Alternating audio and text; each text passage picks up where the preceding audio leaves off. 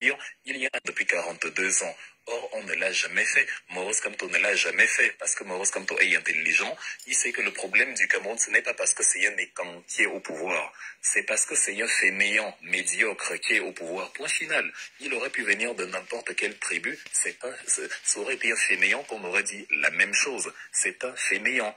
Quand j'ai critiqué Paul Biya tout à l'heure, j'ai bien dit, il n'y a pas de couveuse à Yaoundé, mais il a fait 2 mois et demi dans une chambre au Georges V.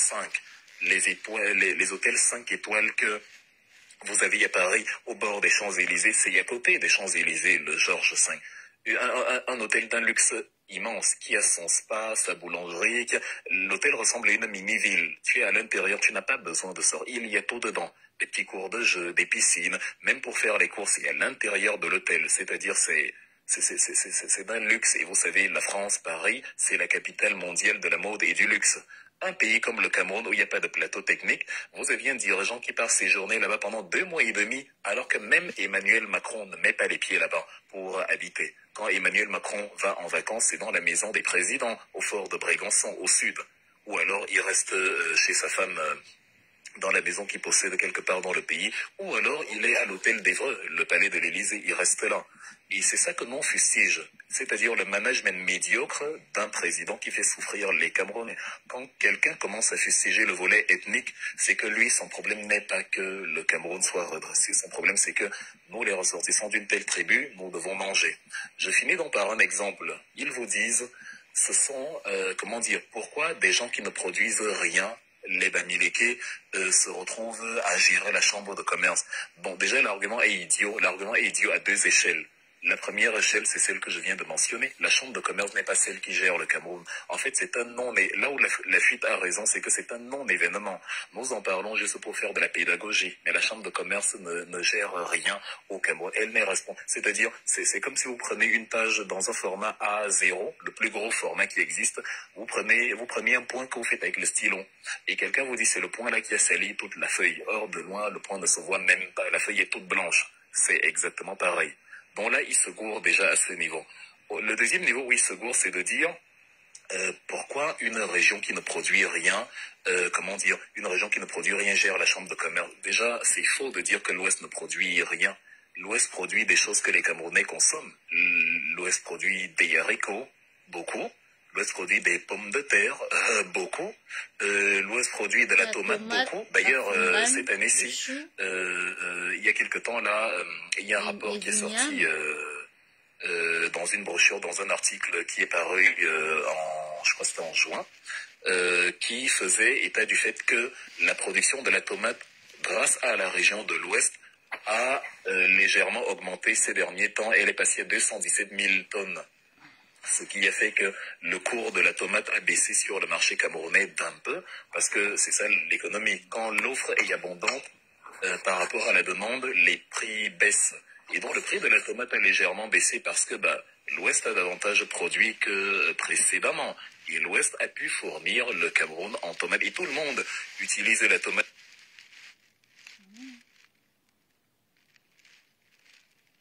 C'est une denrée que les Européens consomment. Ils achètent ça bien moins cher et ils ne vendent. Vous allez avoir 1 kilo de cacao qu'on peut vendre à 1600, un truc comme 2 euros, parfois même pas. Pendant que ici, en Europe, rien que la tasse de café coûte souvent, quand tu es à la gare, dans les gares en France, en Allemagne, une tasse de café peut te coûter 3 euros, 4 euros. Dans les Starbucks, dans les machins, vous avez le café carrément à 5, 6 euros. C'était la tasse de café à elle seule ou de cacao, de chocolat, coûte bien plus cher que la matière première ici, au kilo.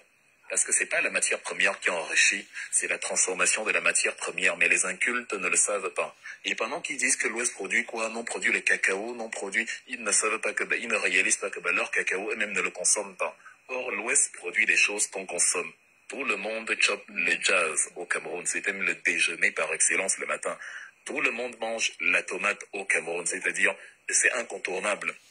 Et l'Ouest produit ce genre de choses. Mais maintenant, même si l'Ouest ne produisait rien du tout, il faut être inculte pour penser que c'est celui qui produit qui doit aussi gérer le volet paperasse. Non. Même vous, à l'intérieur de votre entreprise, parfois vous embauchez un comptable. Parce qu'il y a des gens qui sont experts dans un domaine précis. Donc, seul un tribaliste peut trouver que c'est un problème si L'Ouest ne produit rien, mais l'Ouest est à la chambre de commerce. Ça aurait été possible. Supposons que l'Ouest ne produisait rien. Supposons qu'il n'y avait que des Bamileke à la chambre de commerce. Et supposons que la chambre de commerce avait 1 milliard, 2 milliards, 2 milliards de budget. Ce ne serait pas un problème tant que les gens qui travaillent là-bas sont compétents. Ça s'appelle le secteur des services. Et c'est comme ça que l'économie est structurée. Il y a le secteur primaire, ceux qui vont au champ, ceux qui produisent le poisson, la viande, l'agriculture, la tomate, le maïs, le manioc, ceux-là. Ce n'est pas eux que vous voyez en même temps dans le bureau en train de gérer les négociations, la comptabilité. Jamais. L'économie est structurée. Il y a des gens spécialisés dans X et Y domaines. Ça, c'est le secteur primaire. Maintenant, le secteur secondaire, c'est ceux qui vont donc transformer votre arachide en pâte d'arachide, en machin, ceux qui vont transformer le cacao en chocolat, ceux qui vont transformer le bois en cure-dent, en papier toilette, en machin. C'est ça l'industrie, secteur secondaire. Maintenant, le secteur tertiaire, c'est ceux qui organisent la paperasse, la bureaucratie de tout ça. C'est-à-dire qui vont calculer, alors on a produit combien au Cameroun cette année? Ah, 50 000 tonnes de tomates. Ah d'accord. Ok, maintenant, au niveau de l'exportation, c'est eux qui ont la calcul. Est-ce que c'est la caissière qui va cultiver? Non. Le cultivateur est là, c'est le secteur primaire, c'est lui qui cultive, qui va produire, je sais pas, le tournesol. Et maintenant, l'industriel finit par fabriquer l'huile de tournesol. Et après, le secteur tertiaire, dont le troisième tertiaire, les services, il faut qu'il y ait quelqu'un qui vende. Et c'est le travail de la caissière. Les tribalistes qui découvrent le fonctionnement de l'économie aujourd'hui donnent l'impression que, enfin, sont en train de dire haut et fort, ils n'ont même pas honte. Mais pourquoi c'est la caissière qui gère les factures alors que ce n'est pas elle qui produit? Vous voyez le niveau de bêtise. Bon, c'est de ça qu'il est question. C'est un non-événement et c'est ça que nous déconstruisons ici. Ça, c'est même dans l'éventualité où tout ce qu'il dit serait vrai. Mais en plus de tout ce que je viens de dire, ce n'est même pas vrai ce qu'ils disent. Soi-disant, l'Ouest ne produit rien, ou soi-disant, il n'y a que des babys dans la chambre de commerce, ou soi-disant, c'est la chambre de commerce qui détient toute la richesse du Cameroun. Mais même si c'était vrai, les faits nous montrent que, en économie, le secteur primaire, les acteurs du secteur primaire ne sont que très rarement les acteurs du secteur tertiaire. Mais pour comprendre ça, il faut déjà avoir des notions minimales en économie. Quand on n'a que le vinaigre et le tribalisme dans le cerveau, c'est presque impossible. Oh, sacré Wilfried Kanga, il y avait le frère David Junior qui avait une question pour toi. David Junior, ouvre ton micro. Bonsoir Wilfried. Salut. C'est une joie pour moi de te poser une question, en fait. Vas-y, papa, il faut poser. Et ma question, elle est, je sais pas, ma question au fait, je comprends pas. J'aimerais, et ça tombe bien comme ça à toi que je pose, pour que tu me donnes, pour que tu essayes de m'éclaircir. Je comprends pas. Je ne comprends pas. Les Camerounais, on a tendance, nous, à la diaspora, de dire que Paul Biya est méchant. Moi, je n'aime pas Paul Biya. Mais, moi j'étais à Bafoussam, je suis Bafoussam. J'ai eu la chance de participer à plusieurs élections à Bafoussam.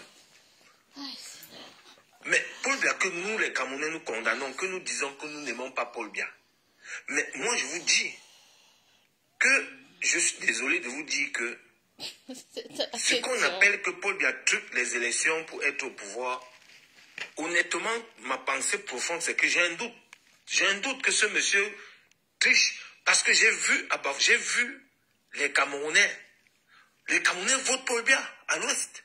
C'est-à-dire, laissons les présidentielles, allons dans les municipales et législatives. Parce qu'on connaît qui se présente au municipal. Je connais, c'est mon voisin, le maire s'appelle. Donc, les gars sont conscients, ils votent RDPC. Et moi, je suis né à Douala, par exemple.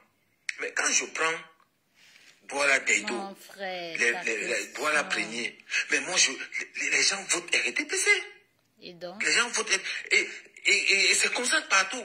Donc, moi, quand je prends toutes les mairies à l'Ouest, bon, laissons les dernières élections municipales parce que le MSC n'est pas passé, mais quand même si le MSC n'était pas parti, le RDPC ne devait pas, on ne devait pas, qu'on n'a pas voté, que l'opposition a gagné. Donc, ma question est que, pourquoi c'est comme ça? Pourquoi alors c'est toujours nous, la diaspora, qui condamnons Paul Biya? Et alors que sur les faits, sur le terrain, on voit le Camerounais voter RDPC.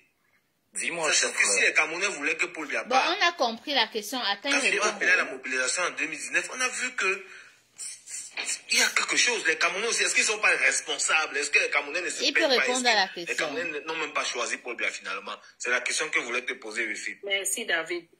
Ton constat, il faut déjà t'assurer que ton constat est bon. Parce que tu fais un constat, tu ne me demandes même pas si j'ai constaté la même chose et tu me demandes d'expliquer ton constat. Moi, j'ai jamais dit que j'ai constaté la même chose que toi, que les Camerounais aiment Paul Biya. J'ai constaté que les Camerounais ont peur de Paul Biya, comme lui aussi, il a peur des Camerounais. Il s'est rendu ennemi de ses propres concitoyens. Est-ce que quelqu'un l'a vu depuis qu'il est revenu de sa longue maladie en diaspora? Personne ne l'a vu. Si un président absent, c'est un cadavre. J'assume le mot. Quand les gens me disent, tu avais dit que Paul Biya est mort, mais quand vous le voyez là, là au Cameroun, là, quand vous voyez tous les pays du monde, vous avez l'impression que votre président est vivant. Et le pire, c'est que c'est des gens que vous entendez tous les jours dire, ah, Poutine hier, Poutine a machin. Mais votre président, on aimerait aussi savoir ce qu'il a dit hier, ce qu'il a fait hier, il était où hier, et interagir avec la population. Même en Corée du Nord, Kim Jong-un interagit avec la population. Or, Paul Biya a toutes les caractéristiques d'un cadavre. Le cadavre ne sort pas de la maison, le cadavre reste au frais, le cadavre on le voit seulement quand il sort du monte-charge de l'avion jusqu'au corbillard. C'est exactement comme ça qu'on a vu Paul Biya quand il est arrivé. Aucune interaction avec le peuple, une fausse conversation avec Gangan, où lui-même ne comprenait pas ce qu'il disait, on le voit serrer la main et après continuer la conversation, à croire qu'il a oublié qu'il venait de dire bye bye à quelqu'un avec qui il parlait, on ne l'entend pas, il y a des événements tragiques, il ne sort pas, des concitoyens meurent, il ne parle pas, même les Camerounais n'attendent rien de lui. Quand tu demandes, tu veux qu'il parle, pourquoi? En fait, c'est comme si tu demandais à un cadavre de parler, même ses soutiens te disent, mais pourquoi tu veux qu'il parle? C'est exactement comme si tu demandais, mais le cadavre doit parler, on te dit, mais est-ce que les cadavres parlent? Il est déjà mort. Le plus drôle, c'est que ce sont les mêmes qui s'énervent quand on dit qu'ils ont un cadavre à Itosi. Or, il a toutes les caractéristiques de quelqu'un qui est décédé depuis longtemps. Toutes. C'est-à-dire, et sans exception aucune. Les cadavres n'ont pas dénoncé, n'ont pas envoyé de message de condoléances après la tragédie de la falaise de Tchang. Paul Biya non plus ne l'a pas fait. Or, un président qui est vivant, une trentaine de tes concitoyens viennent de perdre la vie dans une catastrophe naturelle, mais la moindre des choses, c'est que tu parles. Surtout qu'on a vu un papier adressant des félicitations à Donald Trump aux États-Unis. Vous pensez que quelqu'un qui a un cerveau en parfait état de fonctionnement va adresser des félicitations à un président à 8000 km de chez lui, sans aller au chevet des gens qui sont morts à seulement 20-50 km de chez lui, à l'intérieur de son pays? C'est impossible. Mon constat, donc, il est le suivant. Paul Biya et les Camerounais ne se connaissent pas, ils ne sont pas amis. Il a instauré un climat de terreur, ce qui fait que les Camerounais ont peur de lui, et si les Camerounais pouvaient y en découdre avec lui-même physiquement, il l'aurait fait. C'est pour ça qu'il ne sort jamais, il est loin, il est distant, il ne va pas vers ses conseils, il ne fait pas ça, il ne le fait jamais. Il est hyper distant, parce qu'il a peur, il sait qu'à l'intérieur, on peut me faire un truc. Quand il est malade, il ne se fait pas soigner dans les hôpitaux qu'il a lui-même construits, parce que lui-même se dit, si par malheur j'arrive et qu'il y a des yeux hostiles, ça peut barder pour moi. C'est-à-dire, il n'est pas fusionnel avec son peuple. Et dans la psychose et la peur dont il a créé maintenant du côté du peuple, parce que là je venais de décrire comment il a peur de son peuple, maintenant comment le peuple a peur de lui. Ta mère, cher ami, peut-être maintenant c'est différent, mais on sait comment ça fonctionne au pays quand tu t'intéresses à la politique. Qu'est-ce que ta mère te dit? Mon fils, ne fais pas ça, on va te tuer. Même quand tu pars en diaspora, la première chose qu'elle te dit, avant que tu ne réussisses à la convaincre, c'est que, mon fils, je t'ai envoyé à l'école pour faire tes études et toutes les histoires de politique là. Or, en fait, elle ne t'empêche pas de faire politique, elle t'empêche de soutenir l'opposition. Parce que tant que tu chantes les louanges de Paul Biya, il n'y a aucune mère au Cameroun qui a dit à son fils « Ne fais pas politique » quand le fils a chanté les louanges de Paul Biya. La preuve, tu vois des gens courir derrière Paul Biya pour 2000 francs. Tu vois même des femmes et non-mères chanter les louanges du RDPC avec les pagnes. Ce type de politique-là, elles le font, elles ne trouvent pas qu'il y ait un problème parce qu'elles ne risquent pas la torture et la répression. Tu as vu ce qui s'est passé avec Longuet Longuet, comme il a été tabassé, comment on lui a lacéré les chevilles, et comment on lui a carrément demandé de danser simplement parce qu'il avait dit qu'il estime que c'est Kamto qui va gagner les élections. Si on procède à une vraie élection, sur la place publique, il a été torturé. Donc c'est clair que les Camerounais qui ne soutiennent pas Paul Biya, tu ne vas pas les voir dans la rue. Tu vas voir les Camerounais qui soutiennent Biya dans la rue et tu vas penser que c'est tout le peuple camerounais, mais les autres sont dans une psychose artificiellement créée par Paul Biya pour décourager les gens de sortir. Et maintenant, quand tu dis que tu n'as pas l'impression que le régime triche ou qu'il fraude, mais mon frère, tu es au courant que 120 000 noms, tu es au courant quand même que des Camerounais sont allés s'inscrire par centaines de milliers il y a quelques mois, quand les bureaux ont ouvert, et tu es au courant que 120 000 noms ont disparu. 120 000 noms ont disparu. C'est ça la triche. C'est-à-dire, on te dit, les noms ont disparu parce que les empreintes digitales, il y a eu un souci à ce niveau. Déjà, est-ce que pour voter au Cameroun, on a besoin d'empreintes digitales? Non. Le vote n'est pas biométrique au Cameroun, il est manuel. Tu pars avec ton truc, tu mets le truc dans l'urne. Rien n'est digital, c'est manuel. Mais on te dit quand même qu'il faut les empreintes digitales et tu payes pour ça. Maintenant que tu as payé pour les empreintes digitales qui sont inutiles, on supprime encore ta voix. Or, tu as déjà payé 120 000 noms qui ont disparu jusqu'à présent. Les comptes ne sont pas rendus. Eric Essossé est toujours en liberté. Lui et le gang qu'il a ramené d'Allemagne ou de Suède, les entreprises La Veridos, Devrien et Gizek, qui ont travaillé avec lui sur la biométrie, exactement comme les 7 émissaires de Transparency International de Martinez Zoro. Donc, quand tu me dis que le régime ne triche pas, il triche sous tes yeux. Comment tu fais pour ne pas le voir? Non seulement ça, lors de la publication des résultats, dans l'article 78 du Code électoral, il est stipulé que les démembrements départementaux doivent communiquer les listes aux démembrements communaux et les listes doivent être publiées par les démembrements communaux des LECAM au plus tard le 20 octobre. C'est ce que la Constitution dit, la loi électorale du Cameroun. Mais qu'est-ce que Eric Essossé a fait? Il ne l'a pas fait. Non seulement les démembrements départementaux n'ont pas transmis la liste aux démembrements communaux, c'est plutôt à la direction générale des LECAM. Et c'est elle qui a ensuite communiqué aux démembrements communaux, ce qui n'est pas prévu par la loi. Eux seuls savent ceux qui sont allés trafiquer là-bas avec les fiches entre leurs mains. Et de deux, ils n'ont pas publié ça au plus tard le 30 octobre comme prévu, mais au plus tard le 20 octobre comme prévu par l'article 78, mais beaucoup plus tard. C'est le 16 octobre que Eric Essossé informe aux Camerounais. Les listes seront affichées à partir du 20 octobre. Or, la loi ne t'autorise pas à choisir selon tes délires. La loi dit c'est au plus tard le 20 octobre. Donc, il faut que le 21 octobre à minuit 1, tout soit déjà publié. Or, Eric Essossé, lui, il a commencé à partir. Si bien qu'en ce début novembre, tu as encore des endroits où, en diaspora comme au Cameroun, les listes ne sont pas affichées. C'est de la fraude, cher ami. C'est la violation de l'article 78 de la loi des LECAM. De la même manière que je viens de te dire cette histoire des 120 000 noms qui ont disparu, qui est une autre arnaque, ou encore la violation de la loi de 2011 où on impose aux gens de la diaspora de présenter la carte de séjour. Ou encore Atanganje qui dit là-bas que n'incitez pas les gens à aller s'inscrire, c'est du harcèlement. Ou encore le sous-préfet qui dit dans le Fondi que celui qui essaye de montrer son hostilité envers Paul Biya, moi je vais l'expulser du Fondi. Les mécanismes de fraude sont visibles, même Prince Aimé qui ne voit pas, voit les mécanismes de fraude du RDPC. Comment toi tu fais pour ne pas les voir? Enlève-leur la machette, enlève-leur la chicotte, enlève-leur le kalachnikov de la police et enlève-leur la tricherie. Tu vas voir la marée humaine des Camerounais qui vont te dire que Paul Biya, mais dégage à l'instant même. Bon, mon constat n'est pas le tien, et je pense que je me suis débrouillé à te démontrer pour quelles raisons nous n'avons pas le même constat. D'accord, merci beaucoup Wilfried, merci, c'est gentil.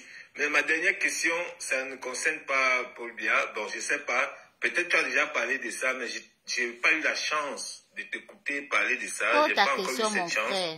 J'aimerais bien la voir. J'aimerais un peu t'écouter sur le franc CFA. Qu'est-ce que tu en penses? C'est pas le lieu. Non, ta question n'est pas précise. La question n'est pas précise. Elle est trop vague. Oui, le franc CFA. C'est pas le lieu. Hein. La question est que, est-ce que le franc CFA n'est pas aussi... recadré. Allô? En fait, j'ai compris. Je peux quand même... Elle est vague, mais elle n'est pas inutile. Je vais essayer de répondre. Je pense que j'ai trouvé un angle d'approche. Ça va permettre à ceux qui nous écoutent de comprendre aussi le rapport avec cette chambre de commerce. Dites à vos amis tribalistes là, ou le troupeau de nazis locaux qui font des panels de stupidité pour parler de la chambre de commerce, dites-leur de faire un jeu avec vous. C'est un jeu que je fais ici pour la 3e fois. Imaginez que, comme ils réclament, on leur donne la chambre de commerce. parce que dans leurs petits esprits, c'est la chambre de commerce qui gère toute l'économie au Cameroun. Supposons donc qu'on leur donne la chambre de commerce et grâce à la chambre de commerce, ils arrivent à fabriquer, je sais pas, le chocolat, puisqu'ils disent que la chambre de commerce gère tout. Voilà. Donc, grâce à la chambre de commerce, ils ont donc réussi à fabriquer le chocolat. Ils veulent gagner de l'argent avec ce chocolat-là et pour gagner de l'argent, ils doivent vendre le chocolat à l'extérieur. Bon, imaginons que ils veulent le vendre en France parce que les Français adorent le chocolat, les Européens consomment beaucoup les produits dérivés du cacao, le chocolat, bref, tout ce qui est chocolat. Bon, le Cameroun fabrique donc du chocolat et veut le vendre en France. Sauf qu'en même temps, la Chine fabrique du chocolat et veut le vendre en France. Nous, maintenant, on peut décider que comme on vend le chocolat au même endroit que les Chinois, on va jouer sur les prix et baisser le prix de la valeur de notre monnaie. Ça fait que notre chocolat va revenir moins cher. Quand je dis la France, c'est juste un exemple, hein, parce que quelqu'un va me dire que bon, ils utilisent l'euro et que l'euro, machin. Prenons même un autre pays, c'est même mieux. Un autre pays en Thaïlande, voilà. On veut vendre le chocolat en Thaïlande. Sauf que les Chinois aussi veulent vendre leur chocolat en Thaïlande. Comme on a la concurrence avec les Chinois, on se retrouve face à un problème. Comment convaincre le client d'acheter notre chocolat et non celui du Chinois? La solution que beaucoup de gens trouvent souvent dans les grands pays de ce monde, c'est de jouer sur la valeur de leur monnaie. Quand tu as la souveraineté sur ta monnaie, c'est-à-dire tu peux décider de sa valeur, si elle est haute ou basse, donc tu peux la réévaluer ou apprécier, comme on dit, l'appréciation monétaire, donc l'augmentation de la valeur d'une monnaie, ou tu peux la déprécier, la fameuse dépréciation ou la dévaluation si vous voulez. Beaucoup de pays utilisent la dévaluation pour que leurs produits deviennent moins chers, dont ta monnaie devient faible. Mais ça te permet de vendre tes produits parce que comme ta monnaie est faible, la monnaie des autres est forte par rapport à la tienne. Et comme ta monnaie est faible, les produits que tu vends sont moins chers. Et petit à petit, ça attire les clients. C'est ça qui conduit une situation où tu as beau avoir une monnaie faible, mais tu as désormais une économie forte parce que les gens achètent énormément. Donc monnaie faible ne signifie pas économie faible, pas du tout. Parfois c'est même le contraire. Monnaie faible peut signifier carrément économie forte. C'est d'ailleurs ce que la Chine fait. La Chine que je prends dans l'exemple, la plupart des produits dans le monde sont désormais chinois parce que la monnaie chinoise étant beaucoup plus faible que l'euro, elle est près de 8 fois plus faible que l'euro, elle est près de 6 fois plus faible que le dollar. Ça fait que les produits chinois, nous-mêmes, on les préfère. Même au Cameroun, on préfère acheter les produits chinois parce qu'ils sont moins chers. Même en Europe, les Européens préfèrent souvent acheter les produits chinois parce qu'ils sont moins chers. Et la Chine réalise un excédent commercial avec ces produits-là, avec qui elle est en partenariat économique bilatéral. Donc, revenons à notre exemple. Je veux vendre mon cacao, mon chocolat aux Thaïlandais. Et pour concurrencer la Chine, je baisse donc la valeur de la monnaie. Et ça fait que mon chocolat est moins cher et les Thaïlandais achètent chez moi. La problématique, malheureusement, ici, c'est que dans la réalité, nous ne pouvons pas baisser la valeur de notre monnaie parce que notre monnaie est liée à l'euro. La fameuse clause de la parité fixe du franc CFA à l'euro. La parité fixe signifie que tout le temps, un euro est toujours égal à 655 francs CFA, toujours. Quand vous faites vos transferts d'argent, vos tap-tap-sen, vous voyez toujours, c'est que c'est toujours 1 euro pour 655 francs CFA. Or, si on avait la souveraineté de notre monnaie, on pouvait décider de baisser encore la valeur et de dire désormais 1 euro est égal à 2000 francs CFA. Ça fait que l'Européen qui a 1 euro, il arrive au Cameroun, il peut acheter beaucoup plus de choses. Pour lui, il sera très content parce que ça augmente son pouvoir d'achat. Mais pour nous, à long terme, ça peut être positif pour nous parce que nos produits deviennent intéressants. Tout le monde saura, c'est très moins cher au Cameroun, allez acheter. Et grâce à la quantité de clients, on va finir par renflouer les caisses et par devenir prioritaire. C'est-à-dire, chaque fois qu'on fabrique un truc, on sait que les gens vont acheter chez nous parce que c'est toujours moins cher qu'ailleurs. Donc, comme on est malheureusement accroché à cause du franc CFA à la parité fixe, le Cameroun n'a pas le pouvoir de décider de la valeur de sa monnaie, ce qu'on appelle le taux de change flottant. Donc de faire flotter, de faire fluctuer la valeur du franc CFA par rapport aux autres monnaies. On ne peut pas. Notre valeur est toujours la même par rapport à l'euro. Et quand un Chinois veut donc connaître la valeur du franc CFA par rapport au yuan chinois, il examine la valeur du franc CFA par rapport à l'euro. Et c'est la valeur qu'il obtient qui lui donne donc la valeur du franc CFA par rapport au yuan. Tout simplement. C'est-à-dire, c'est tout simplement ça. Donc, la parité fixe empêche aux pays africains, aux pays en tout cas de la zone franc, de ceux qui utilisent le franc CFA, de définir la valeur de leur monnaie et de définir donc si leurs produits sont moins chers ou pas. Voilà donc un tribaliste qui te dit la chambre de commerce gère tout. Posez-leur la question. Supposons donc qu'on te donne même la chambre de commerce. Tu te mets donc à produire, mais tu veux vendre à l'extérieur. Tu ne peux pas vendre parce que la France a bloqué les prix vu que nos prix sont accrochés à la valeur de l'euro. Comment ça se fait que ces gens-là qui se disent souverainistes, ils ne critiquent pas la France, ils ne critiquent pas le franc CFA, ils ne critiquent pas celui-même qui empêche l'économie du Cameroun de décoller, mais ils partent critiquer leurs propres concitoyens, les Bamileke. C'est l'ignorance mêlée au tribalisme. Celui qui veut la souveraineté économique du Cameroun sera obligé de critiquer le franc CFA. Parce que dans l'exemple que j'ai pris, j'ai seulement dit que notre prix est bloqué par rapport à l'euro. Mais il y a un cas de figure où c'est même encore pire. Supposons qu'au moment où l'on veut baisser les prix, les Européens, eux, ils décident d'augmenter la valeur de l'euro. D'augmenter la valeur de l'euro. Ça veut dire que notre chocolat, au lieu même de rester au prix du départ qui était déjà très cher, il va se retrouver coûter encore plus cher parce que la valeur de l'euro a augmenté. Donc la valeur du franc CFA augmente automatiquement, même si l'on ne veut pas. Quand les Européens augmentent la valeur de l'euro, la valeur du franc CFA augmente artificiellement. C'est que tu es dans ta boutique, tu es tranquille, je caricature, tu veux vendre ton beignet au voisin, sauf que le prix de ton beignet est déterminé par la valeur de ta monnaie par rapport à la monnaie de quelqu'un qui n'est même pas de la ville. Le jour où tu dis mon beignet coûte 10 francs, cher ami, achète, ça coûte 10 francs. Mais pendant que tu es en train de lui tendre le beignet, la nouvelle tombe que ton voisin qui n'est même pas dans l'autre ville vient d'augmenter sa monnaie. Comme ta monnaie est liée à sa monnaie, ton beignet qui coûtait 10 francs coûte désormais 20 francs. Même ton voisin qui voulait acheter, il n'achète plus parce que ton beignet est devenu 2 fois plus cher. Et tu ne peux pas faire descendre parce que ta valeur est accrochée. C'est-à-dire, elle est administrativement et artificiellement accrochée à la valeur de celui-là qui n'est même pas dans ta ville. Une autre personne qui a son économie à lui, qui a son paradigme à lui, qui a sa ville à lui, décide de la valeur de tes produits ici. C'est ça le délire du franc CFA. On ajoute donc au délire du franc CFA le délire des gens qui vous disent la chambre de commerce. Remettez-leur la chambre de commerce. Déjà, ils vont découvrir qu'elle ne gère rien du tout.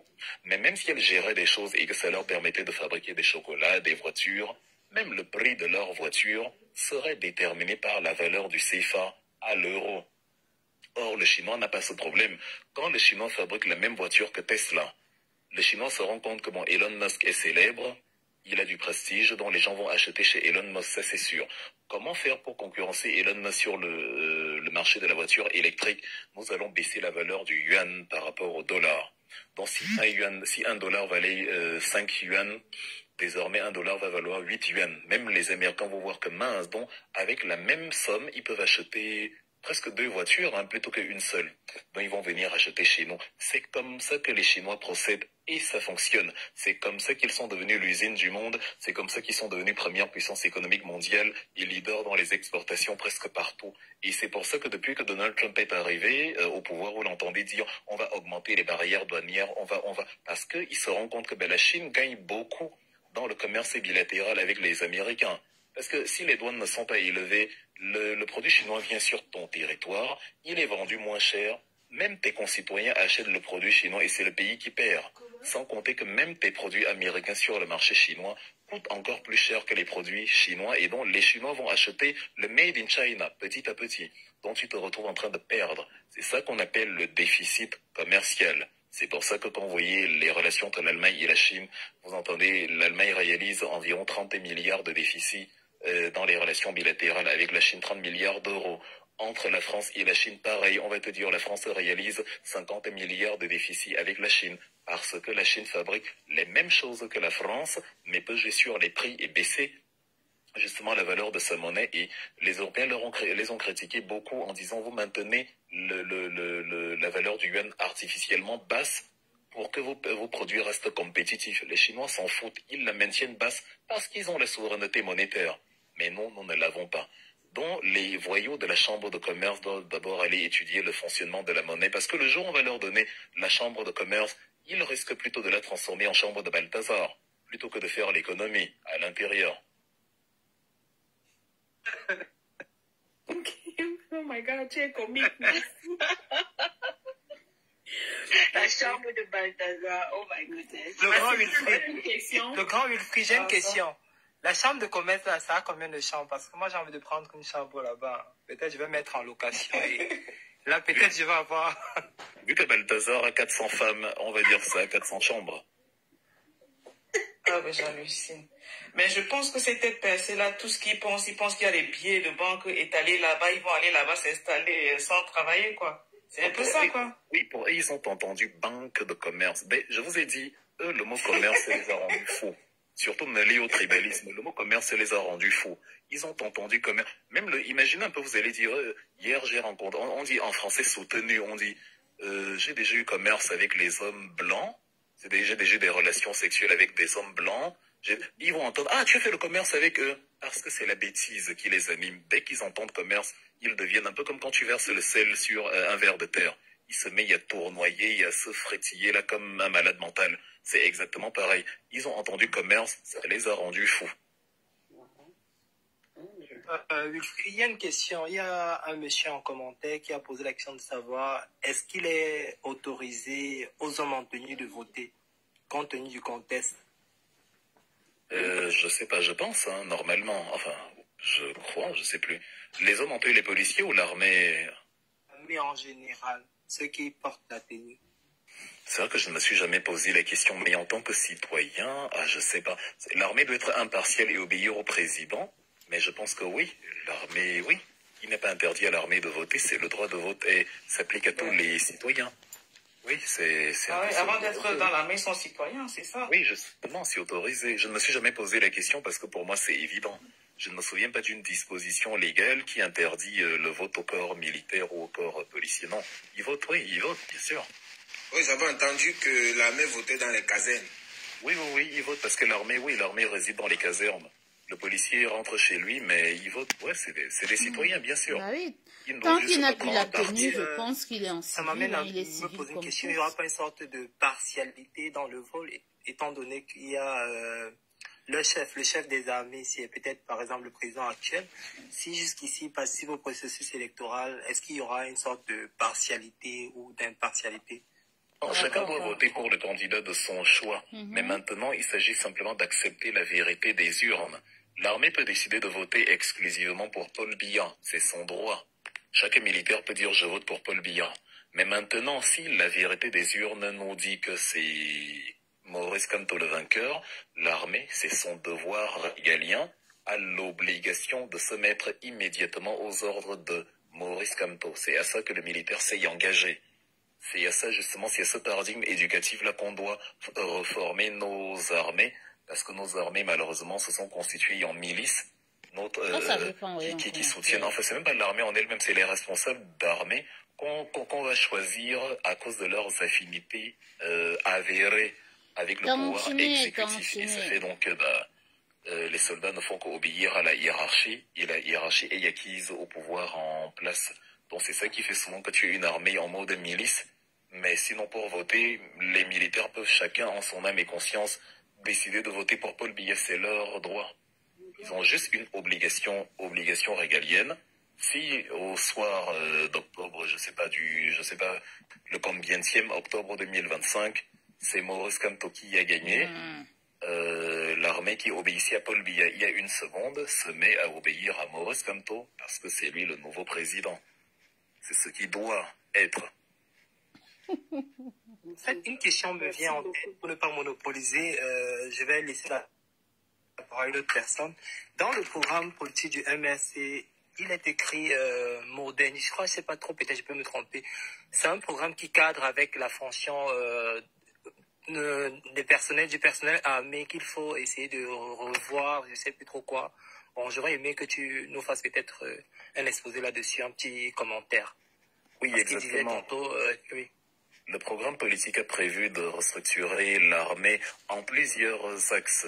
Le premier axe, c'est de rehausser le salaire des forces de l'ordre, toutes catégories confondues. Parce que l'une des raisons pour lesquelles la corruption se propage aussi, c'est que les forces de l'ordre, ont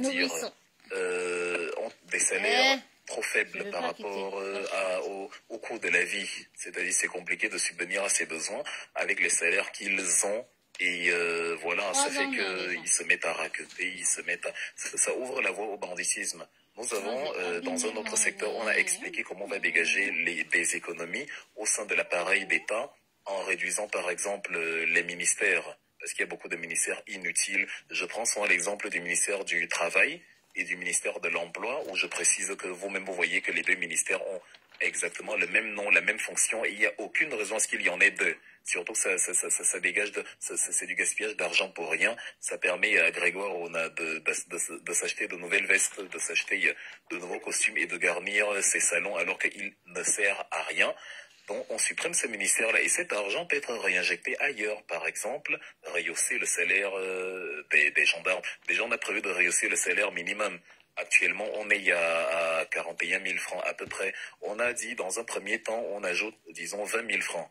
On arrive à environ entre 61 et 70 000 francs dans un premier temps. Et on voit si, au fur et à mesure, aussi vite que possible, on peut dégager de nouvelles économies où la valeur ajoutée issue de la production économique, la production industrielle, permet d'avoir des rentrées supplémentaires qui vont nous permettre petit à petit de rehausser au niveau du salaire minimum à l'échelle de tous les Camerounais.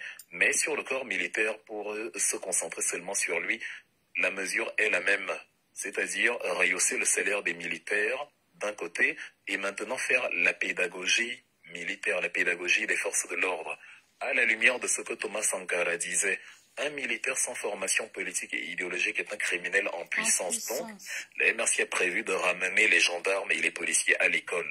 Même si c'est des petites formations de quelques semaines ou de quelques jours, il faut que les militaires repartent à l'école, les militaires, les policiers, où on leur enlève du logiciel cérébral la phrase « tu sais qui je suis », où on leur enlève du logiciel l'idée selon laquelle « comme j'ai une arme, je peux tirer si tu m'énerves », où on enlève du logiciel camerounais l'idée de les appeler chefs. Non, on n'appelle pas un policier chef. Tu es chef pourquoi? On dit « monsieur l'agent ». Tout simplement, c'est un agent de police. C'est un, voilà, c'est tout simplement, c'est un membre du corps de protection des citoyens. Il n'est pas le chef. Depuis quand le garde, vous avez déjà vu où le garde du corps est appelé patron? C'est le patron qui appelle son garde, enfin c'est le garde du corps qui appelle le boss chef. Mais au pays, on a inversé parce que si un peu tout fonctionne à l'envers, c'est le citoyen qui appelle le policier chef. Or, c'est le policier qui est là pour le protéger. Le policier est nourri par les impôts du citoyen. Donc c'est le citoyen qui commande le policier quand le citoyen dépose une déclaration de manifestation. Selon la loi du 19 décembre 90, le policier est engagé pour encadrer la manifestation. C'est-à-dire, le citoyen ne demande pas l'autorisation de manifester, il déclare la manifestation. Et on met à sa disposition des gens qu'il a payés avec ses impôts pour encadrer la manifestation, tout simplement. Et ces gens-là qui protègent donc le citoyen sont au service du citoyen et non le citoyen qui est à leur service. Donc nous allons remettre les choses, remettre, comme on dit, l'église au centre du village et arrêter avec ce système où c'est le policier qui fait la loi au lieu que le policier doit respecter et incarner la loi. Donc ça c'est un volet, la pédagogie. Deuxième volet, donc rehausser le salaire minimum à l'échelle globale et aussi le salaire des policiers de manière spécifique, des policiers, des militaires, dans la mesure du possible, dans un premier temps, en attendant que l'économie nous permette de générer davantage de rentrées. Et troisième élément, de punir. De punir. Voilà les trois axes par lesquels le MRC compte redorer le blason des forces de l'ordre. L'augmentation des salaires, la pédagogie militaire, à long terme évidemment la modernisation de tout l'ensemble, c'est-à-dire, bon ça c'est du côté, il y a un ministère de la Défense de toute façon, il y a le budget de l'armement. Actuellement le budget de l'armement est de 336 milliards 339 pour 2024, 339 milliards de francs CFA donc pour la modernisation, ça c'est déjà inclus de toute façon dans le budget de la Défense. Mais maintenant, il y a le rehaussement du salaire personnel des militaires, des policiers, des gendarmes. Il y a donc la pédagogie, la formation. Il y a maintenant la sanction. Les gens qui ont tiré sur les bébés sur le dos de leur mère, par exemple, on les sanctionne. Et on les sanctionne de manière transparente. Pas comme Paul Biya où on nous dit qu'ils ont été sanctionnés, mais en fait on a perdu leurs traces. On ne sait pas où ils sont. On ne sait pas si on les a vraiment sanctionnés. C'est le management de l'opacité inhérent au régime de malfrats. On cache tout, on protège les bourreaux en disant à la population, ça va, on a réglé leur compte. Or, les bandits, on voit comment les bandits du quotidien, on les expose à la télé. Comment on expose celui qui a volé une marmite ou une chèvre en Dokoti, on l'expose à la télé, mais celui qui a tué des bébés et leur maman sur le dos, lui on ne l'expose pas. Ça n'a aucun sens. Donc, on va faire des jugements transparents, pas un procès en sorcellerie, des jugements selon la loi. C'est-à-dire les gendarmes, par exemple, ceux qui ont torturé Longuet, il y a une loi qui interdit la torture. Dans le code pénal camerounais, c'est l'article 277-3, et dans la Convention des Nations Unies, c'est la loi du 10 décembre 84, qui a été ratifiée par Paul Biya en 86, dont, sous le MRC, tu n'auras plus des Tabala, des Arsène Fouda, des Bankoui, des gens qui torturent selon leurs humeurs et leurs ressentis personnels, leur rancune personnelle, des concitoyens, simplement parce qu'on leur a donné un uniforme.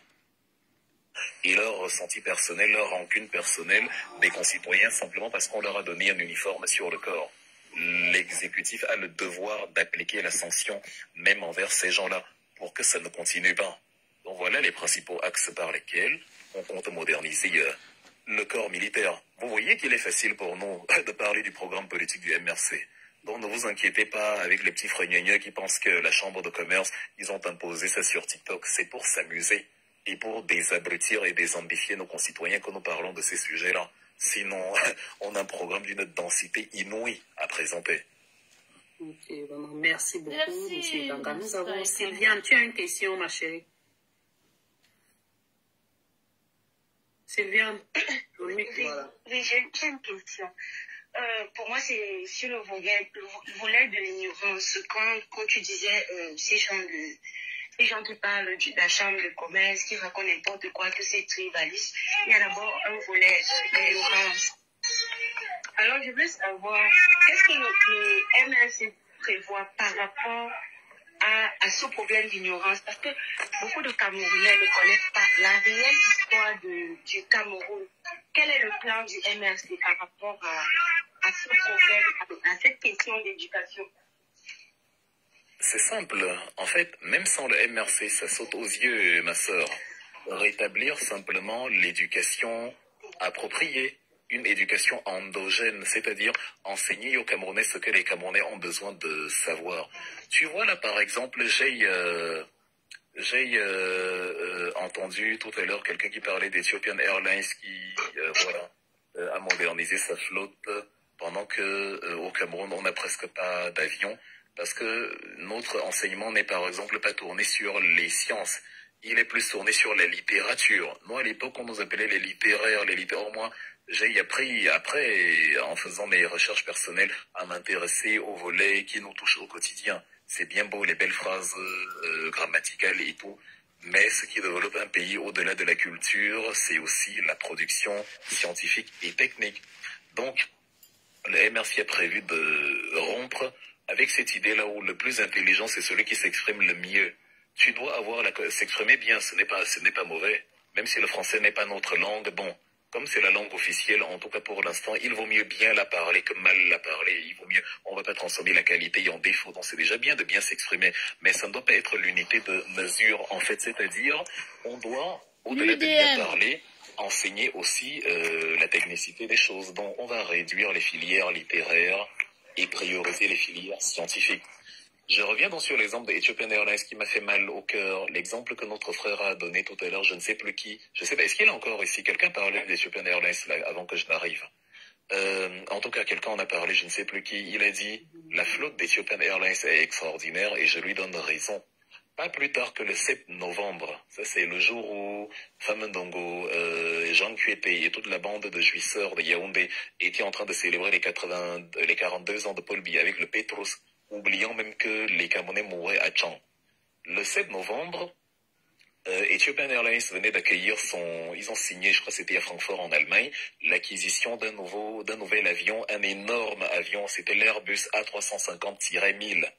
Dans cet avion, tu as 366 passagers. C'est un avion double couloir, évidemment. Il fait les longs courriers. Il a une autonomie de 16 000 km de vol. Donc, il peut voler carrément de New York à Singapour sans s'arrêter, sans problème. La 350-1000 a une nouvelle technologie embarquée qu'on appelle la technologie Haven Up. Ceux qui ont fabriqué ces technologies, c'est le groupe d'automatisation français, le groupe Thales. Et outre ce nouveau système, il y a le Bluetooth et le Wi-Fi intégrés. C'est la première compagnie africaine à avoir ce type d'avion. Ethiopian Airlines, ils l'ont acheté en ce mois de novembre. Parce que, c'est-à-dire le management en Éthiopie, l'éducation en Éthiopie, la gestion globale en Éthiopie est focalisée sur la science, l'économie, la promotion des valeurs scientifico-techniques et non sur le blabla littéraire et la promotion du tribalisme. C'est donc pour ça que Ethiopian Airlines, qui est détenue à 100%, c'est-à-dire c'est une entreprise à capitaux publics détenue à 100% par l'État éthiopien, c'est donc pour ça qu'ils arrivent à s'acheter de tels avions. Ils ont actuellement 147 avions et desservent 155 destinations. Pendant que Camerco dispose de 6 pots de manioc que je ne peux même pas appeler avions. J'appelle ça comme ma tante appelée en étonne les bico bimon, les pots de manioc, il y en a 6, qui desservent 9 destinations. Le MRC s'est donc rendu compte que ce n'est pas possible que Ethiopian Airlines soit né presque à la même période que Cameroon Airlines. C'est à la fin des années 60, on était dans les années 65-68. Et qu'à l'époque, on avait un jumbo excellent. C'est-à-dire le fameux jet, le Jumbo Jet, le Boeing 747, l'avion le plus célèbre jamais construit. À l'époque où le 747 sort, mais c'était le nec plus ultra de l'aviation, il a régné sur l'aviation mondiale pendant presque une trentaine d'années. Même ceux qui ne s'intéressent pas à l'aéronautique connaissent le nom 747, le Boeing qui avait le double pont à l'avant de l'entreprise Boeing, le fameux 747. Et donc, on a pu se l'acheter à cette période-là.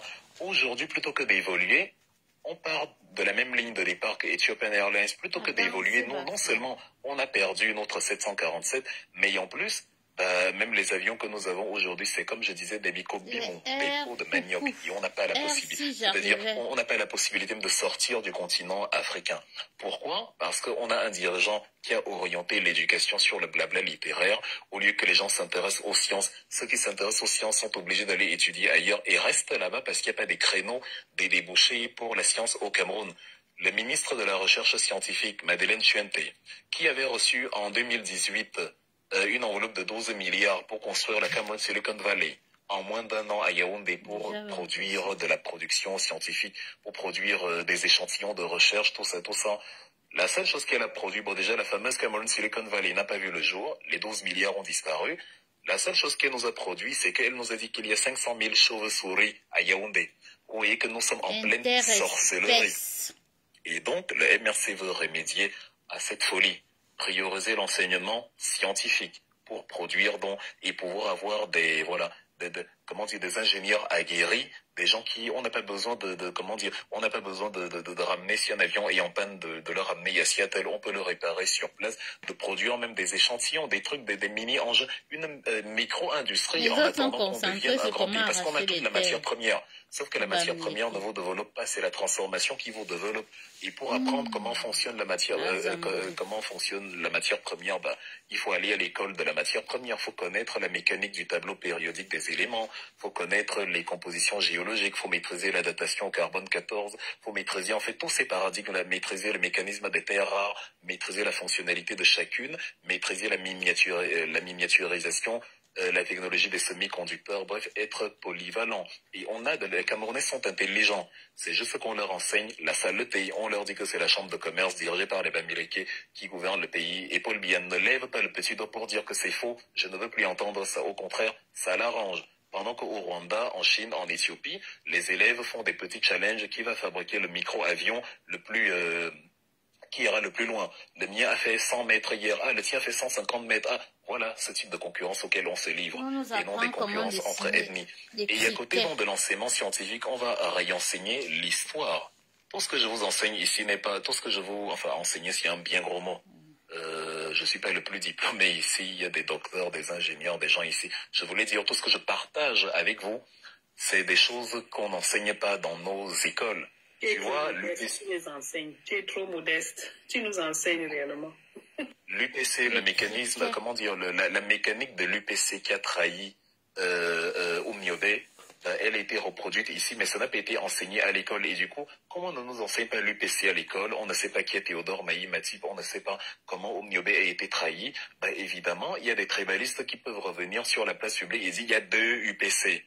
Or, si les Camerounais avaient eu dans les détails des recherches approfondies sur l'UPC dans les manuels scolaires, sur Maï Matip, sur Omniobé.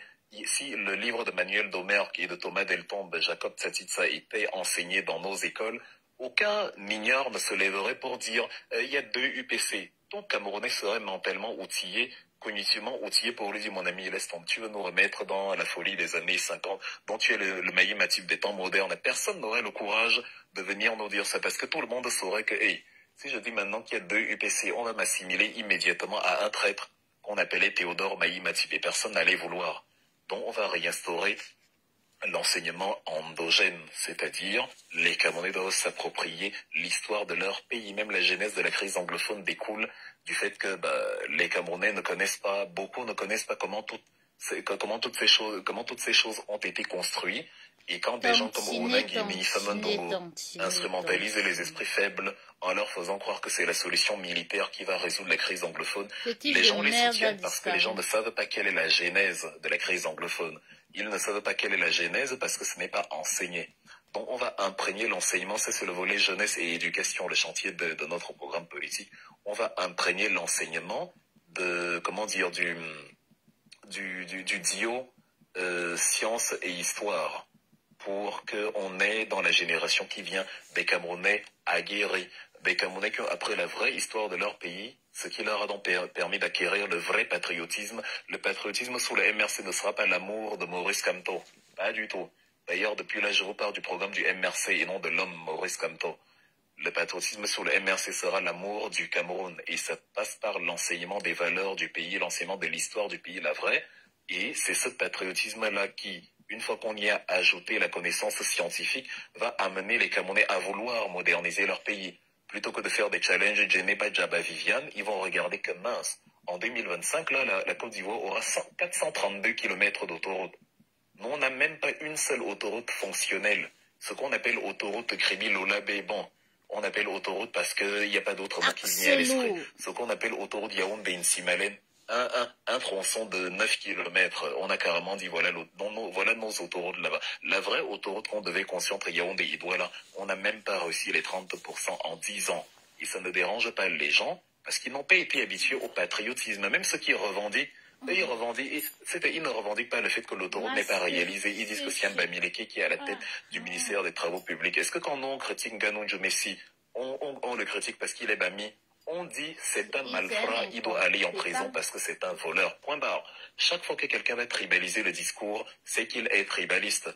Ce ne sont pas les Bamileke qui ont tué Pamela. C'est un idiot, un assassin qui a tué Pamela. Ce ne sont pas les Bamileke qui ne construisent pas l'autoroute Yaoundé Douala. C'est un idiot qui est incapable de finir l'autoroute en 10 ans. Ce ne sont pas les Bamileke, ce ne sont pas les Betty qui plombent le Cameroun depuis 42 ans. C'est un incompétent qui est à la tête de l'État frauduleusement depuis 42 ans. C'est comme ça qu'on va analyser la politique jusqu'en 2025 pour ne pas tomber dans les diversions. Et c'est comme ça qu'on va concevoir le vivre ensemble sous le MRC. Tu as fait le mal parce que tu es incompétent et médiocre. Pas parce que tu es Bamileke, Bassa, Boulou ou que sais-je encore. Et je termine en disant, parce qu'on oublie, il y a une loi qui punit le tribalisme au Cameroun. La loi du 24 décembre 2019. Tout ce que vous voyez de manière décomplexée dire partout dans les réseaux sociaux, les Bamileke, on va brûler leur maison, ils le font parce que le Cameroun est dirigé par un tribaliste. Et le fait qu'il y ait des ennemis différents dans l'appareil gouvernemental n'y change rien. Je le répète, le Cameroun est dirigé par un tribaliste qu'on appelle Paul Biya. Et c'est parce qu'il est tribaliste qu'il ne punit pas ceux qui distillent le tribalisme sur la place publique. Ceux qui distillent le tribalisme arrivent au Cameroun, on ne les arrête pas à l'aéroport. Ceux qui dénoncent la malgouvernance arrivent au Cameroun, on les arrête à l'aéroport. Vous voyez? C'est-à-dire, il y a une priorisation des choses. Pour Paul Biya, le tribalisme est un outil politique. Donc il ne va pas arrêter les tribalistes, il ne le fait jamais. Sinon, il aurait arrêté Famandongo, qui avait applaudi les gens qui avaient chassé les MRCistes d'Ibolova sous prétexte qu'ils sont Bamileke et que Ibolova c'est le socle granitique. Sinon, il aurait enfermé Koncho Kameni dans les années 90, Gilbert André Tchongi, Ngolo Simeyon, Nzé Bayar, bref, tous les tribalistes estampillés RDPC qui pratiquaient ouvertement le tribalisme. Il aura enfermé les Elimilo Bele, Onangini, les Joseph Ouna, les Amadou Ali. Il ne l'a jamais fait. Donc, sous le MRC, les gens qui pensent que ce n'est rien et qui prennent leur TikTok pour ouvrir leur vieille bouche et distiller le tribalisme. Ils seront immédiatement interpellés et jugés conformément à l'article 241 de la loi du 24 décembre 2019. D'ailleurs, le paragraphe 3, comme je le rappelle toujours, de cette loi, dit que si c'est un personnage public, responsable de partis politiques, responsable religieux, fonctionnaire d'État, une personnalité du monde public en tout cas, qui est coupable de faits de tribalisme, la sanction est proportionnellement élevée. Donc c'est comme ça que nous allons assainir le fichier, entre guillemets, le fichier social du Cameroun et fabriquer le vrai vivre ensemble, basé sur une éducation utile et non sur les barbarismes tribalistes qu'on a ici avec l'homme de 82. Oh, c'est un régal, monsieur. Ça donne beaucoup d'espoir. Excuse-moi, Maureen.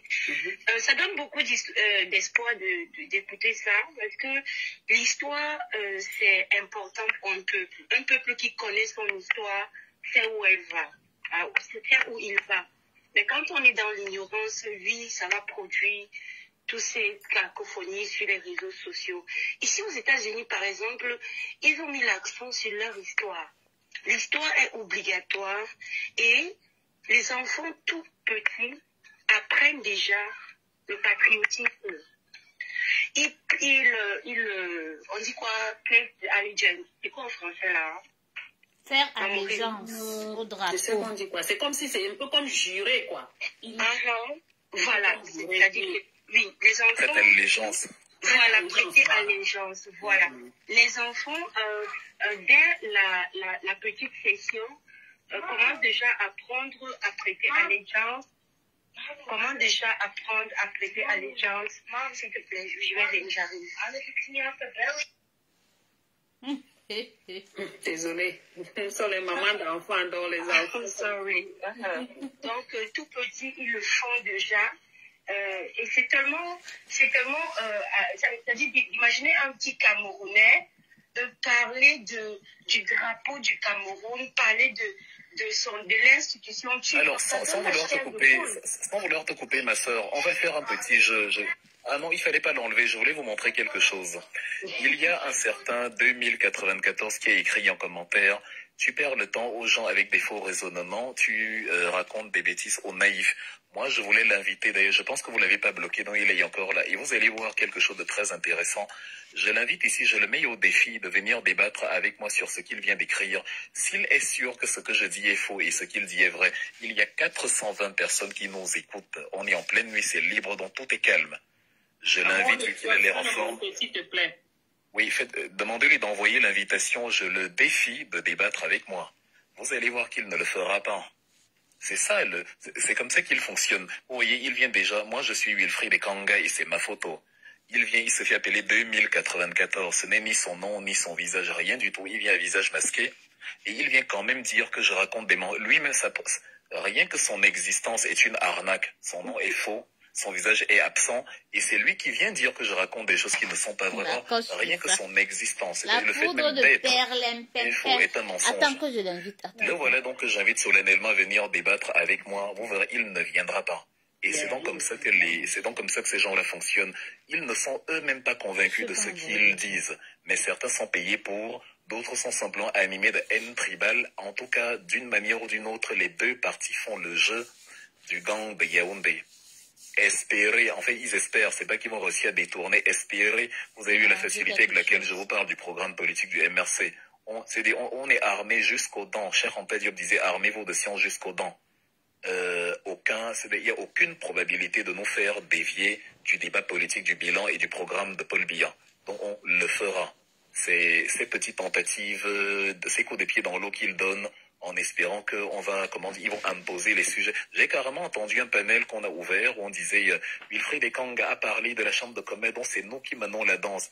En fait, la meilleure manière de piéger un idiot, c'est de vraiment lui faire croire qu'il mène la danse. Ça permet de mieux le mener en bateau. Quand il croit mener la danse, il se fait mener d'autant plus belle manière. Donc les voilà qui viennent donc en commentaire dire c'est des bêtises. Il a donc l'occasion Parce que moi, si je viens intervenir, c'est parce que je me dis, il y a 400 personnes qui nous écoutent. Il faut partager avec eux de la bonne substance et désabrutir ce qu'on a essayé de manipuler. Mais lui, le voilà, il est persuadé de dire la vérité et que je mens. Au lieu de venir sauver dans les 430 personnes qui sont là des mensonges de Wilfried, il préfère, tellement il vous déteste qu'il préfère vous laisser dans le mensonge. C'est illogique. Mais ça vous permet de comprendre les personnages en question. Ils sont non seulement illogiques, ils sont eux-mêmes des illogismes ambulants. 2094, monte, on t'attend. Ne parle pas seulement dans les commentaires, viens te défendre. Viens argumenter. S'il vient argumenter, j'intègre le RDPC ce soir. Je prends ma carte et je chante Ayoub Ayoub toute la semaine, jusqu'en 2025. Wilfried, je pense que tu ne dois pas manger cette viande seule. Qui monte aussi, moi aussi je veux un peu débattre avec lui. Ça fait depuis qu'il ne mange pas. La fille, tu as une question pour Wilfried, tu es là depuis, hein, vraiment. Non, t'inquiète pas, j'ai dit elle ou ils vont poser des questions, t'inquiète pas pour moi. Okay. Marlise? Bonsoir Maureen, bonsoir Wilfried, bonsoir Sylvien et bonsoir à tout le panel. Wilfried, j'ai une question en ce qui concerne la constitution camerounaise au niveau de l'organisation des collectivités territoriales. C'est à l'article 57, quand on dit que le président du conseil régional doit être autochtone. Je n'ai pas compris en fait ce que ça veut dire ou même comment c'est défini même autochtone de la région.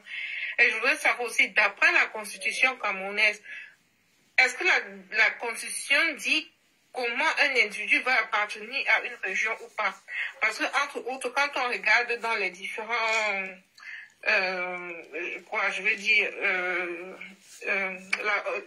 dans les différents l'article et les différents sous-parties, il y a un tiré qui dit que l'Assemblée l'Assemblée que préside justement ce président du conseil régional doit refléter la composition sociologique de la région. Donc, je veux savoir, donc la constitution camerounaise prévoit-elle déjà qu'un citoyen camerounais doit appartenir, comment est-ce qu'il appartient à une région ou à une autre? Et si oui, pourquoi est-ce que c'est prévu que c'est de manière que le président doit appartenir à l'autochtonie d'une région donnée? Merci. En fait, tu es en train de, si j'étais à Tanganj, j'allais envoyer les abeilles chez toi. Tu es en train de me demander de justifier la folie des fous qui ont fait des folies sans me demander ma permission. C'est le tribaliste de Joseph Oona, le père de l'autre, et toute sa bande qui ont inscrit dans la constitution du 18 janvier 1996 cette folie de allogène et autochtone. C'est-à-dire, ils ont l'art de nous renvoyer 1000 ans en arrière alors qu'on est en train d'avancer. Quand vous décidez d'être une république, vous décidez que le pays passe avant tout. On a décidé en 1960, on est indépendant, c'est la République du Cameroun. Le 11 février 61, quelques mois plus tard, il y a eu un référendum où le Southern Cameroun a décidé de se joindre à nous et de former donc la République fédérale du Cameroun. Donc, on se définissait d'abord comme Camerounais et maintenant, il y avait des diversités que nous avons. On est Bassa, on est machin, on est Boulou, on est truc. Un peu comme on dit, je suis un homme, tu es une femme et tout. Mais on est d'abord d'une même république, c'est tout. Et il s'agissait de consolider le vivre ensemble au fur et à mesure. C'est même surprenant parce que Aïdjo était même en train d'essayer de faire un truc comme ça, malgré sa complicité avec les colons et dans les assassinats des leaders de l'UPC, que je ne lui pardonnerai jamais, évidemment. Mais quand Paul Biya est arrivé, ça s'est encore davantage gâté. Le tribalisme a connu ses heures de gloire ces 42 dernières années. Le voilà, on arrive en 96, il crée le concept d'allogène et autochtone, il met ça carrément dans la Constitution. Quand votre loi fondamentale discrimine des Camerounais à l'intérieur du pays, on n'y comprend plus rien. Le vivre ensemble signifie tu dois obliger, je dis bien obliger, même par force. Les Camerounais doivent apprendre à s'accepter en tant que Camerounais, sinon tu crées ton État, tu pars ailleurs. Mais si tu es né au Cameroun, de père et de mère camerounaise, de parents camerounais, tu as la carte d'identité, le sang camerounais, tu es d'abord Camerounais, tu seras Bassa et Tonboulou après, mais tu es d'abord Camerounais. Donc tu n'es pas autochtone, allogène quelque part. Sauf si administrativement tu possèdes un terrain. C'est clair que bon, légalement c'est le tien. Et personne ne va venir te chasser de là. Mais un Bamileki qui vient s'installer à Douala, qui a acheté le terrain à Douala, un Mondang qui vient s'installer à Yaoundé, qui achète le temps, mais c'est le chez lui. Il est chez lui, point final. C'est comme ça que ça doit fonctionner. Ce concept d'autochtone... Justement, c'est ça la question. Moi, je ne comprends pas comment ça fonctionne maintenant. Je t'explique, il n'y a rien à comprendre. C'est le tribalisme qui a été inséré dans la Constitution, tout simplement, avec les Joseph Ounay. On dit, vous les reconnaissez leur fruit, tu ne vois pas son fils aujourd'hui. Le fils du Cobra, forcément, c'est le Cobra.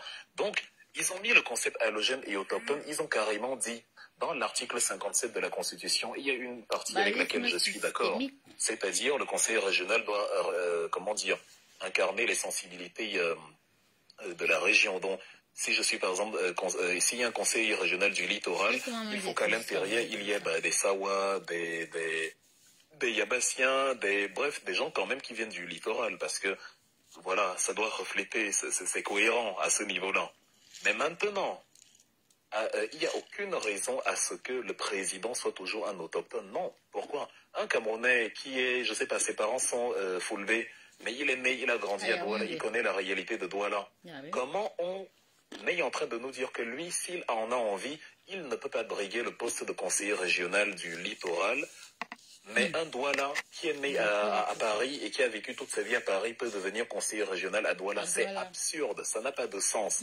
C'est des choses comme ça qui nourrissent le tribalisme. En considérant le Cameroun comme un ghetto. Wilfried, et excusez-moi, parce que là, je me suis vraiment,